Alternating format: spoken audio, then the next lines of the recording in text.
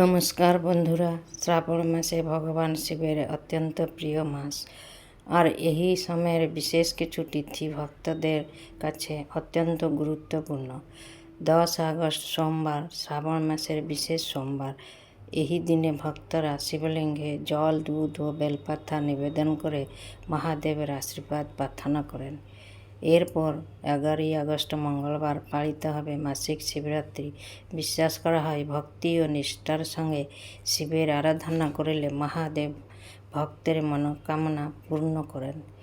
আর 12ই August বুধবার রয়েছে শ্রাবণ অমাবস্যা। এই দিনে পিতৃপুরুষের স্মরণ, ধ্যান, পুণ্য এবং বিশেষ পূজা শুভ বলে মনে করা হয়।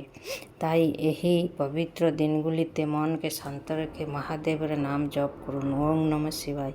ভিডিওটি ভালো লাগলে লাইক করুন, চ্যানেলটি সাবস্ক্রাইব করুন এবং কমেন্টে লিখুন হর হর মহাদেব।